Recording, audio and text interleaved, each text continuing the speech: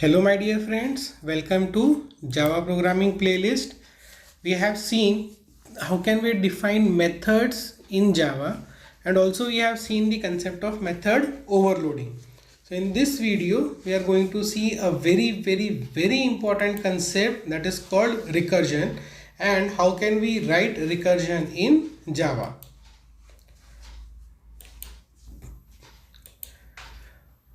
First, let us introduce what is recursion. Recursion is a technique of making a function call itself. This technique provides a way to break the complicated problems down into simple problems which are easier to solve. So what we can do is we can divide a problem into smaller problems of identical type, and we can call them recursively one after another. So solving each part at a time and then combining the solution. Recursion may be a bit difficult to understand. The best way to figure out is how it works is to experiment with it. So recursion, if you look at from the very high level or from outer side, it might look very difficult to understand. But if you try out writing the program or experimenting with it, it becomes very easy. So example of recursion is factorial of a number. So if I say that factorial of 10 is nothing but 10 into 9 into 8 into 7 into 6 into 5 into 3, 4 into 3 into 2 into 1. This can also be written as 10 into 9 factorial. Okay. So what we are doing is we have written this factorial n. We are saying that it is nothing but n into factorial of n minus 1 for all the values n greater than or equal to 1. So this is nothing but it is a recursive call. So it will become more clear once we see the example or program for doing some activity. Here we are going to see printing 1 to n using recursion. So here is this program given, which is a class recursion. There is this method fun2, which is taking an argument integer type and its name is n, and this method is static. So we can call this method without the object. Okay. And if you are calling this method from within the class, we don't even require the name of the class. Now inside this fun2, what is there is if n is greater than 0, so the value of n passed here, it is greater than 0. What we are saying is we are calling this fun2 with n minus 1. Okay, so 1 less than n, we are calling this fun2. So this will continue, and after some time it will start rolling it back. So once it start rolling it back, it will call this statement system.out.println and the value of n. And the first call to this fun2 is from this public static void main. N value is 3 and fun2 is called with n, which is 3. So let us start looking at this in a diagrammatic way, and in parallel we will see the output of this. So we need to understand that when a function call is made, so it creates a memory space which is called an activation record. So first main is called, so the activation record for main is made. Here this is the simple version of activation record. Here this is the name of the method, the variables and their values, and the code of this. So here what is important is this fun2, that is the call of this method. We don't require any other thing. So once this fun2 is called with the value 3, it will make another activation record of this method fun2. Now when this activation record is made, the value of n passed here is 3, and 3 is greater than 0. Yes. So it will go inside this if condition, and inside this if condition it will again call fun2 with the value n minus 1. So n here is 3, so it is calling this fun2 with the value 2. So another activation record of fun2 method is created. Now this is where most of the people gets confused that how the recursion is handling.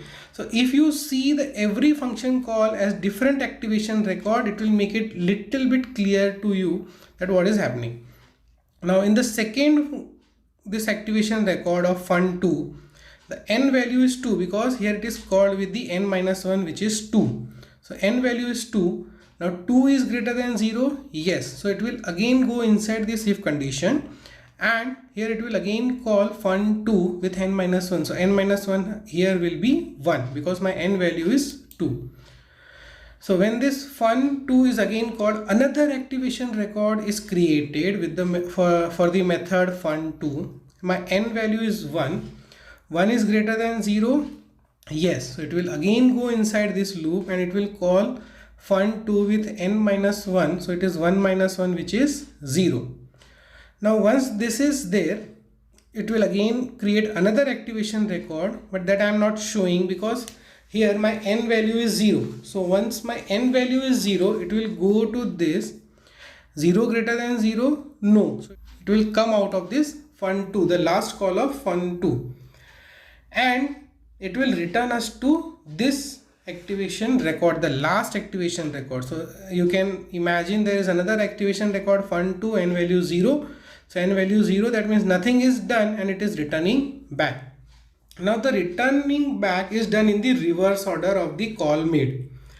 So after this fun0, the next statement is system.out.println, and here the n value is given. So what will print here? The n value is 1. So it will print the value 1. Now once that print is done, so this function call is complete. Now this function call is complete, so that means it will now return to the previous call, that is fun2 with the value 1. And it will return to this statement fun2 and it will continue executing the next line, which is println line. So print, it will print the value of n. So n value is 2. So what will be printed is 2. Now once this printing is done, this fun2 is also complete. So it will clear this activation record of this second last fun2 and it will return to this fun2 call, the first call of fun2.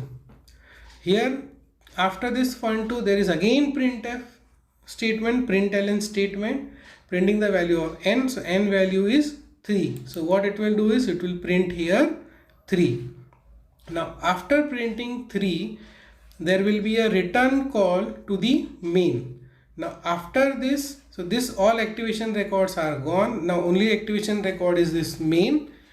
After fun2 3, that means this call, there is nothing. So main will also get complete and this all activation record will be deleted and the output here is 3. So I hope that this is very clear, my dear friends.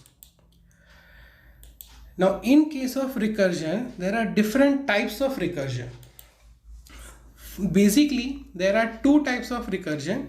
First is a direct recursion and second is an indirect recursion. The example that just we have seen is a direct recursion. So direct recursion is just seen the example. It is when the function call itself directly. So if you remember in the previous example, the fun2 method was calling itself. While in the case of indirect recursion, there is a recursive call by function to itself, but it is not a direct call, it is an indirect call. So there is some intermediate calls in between.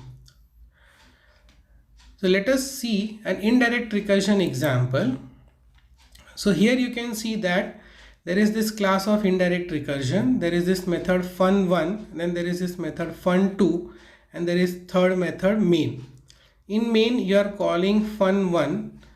In fun1 you are calling fun2, and fun2 we are calling fun1. So what is happening is there is this method fun1 called from main with n as an argument. You are calling n minus 1 as an argument and method fun2.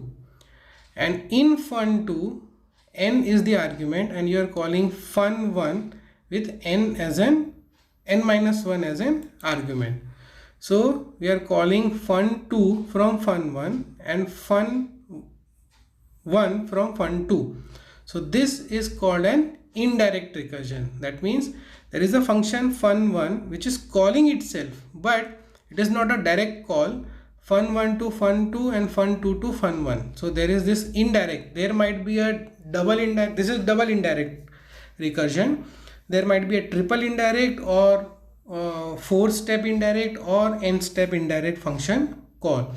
So this is also very important to remember that recursion can be direct or indirect. I hope this recursion topic is very clear, my dear friends. Thank you for watching this video. Stay tuned for more videos on Java programming on the channel Engineering Funda.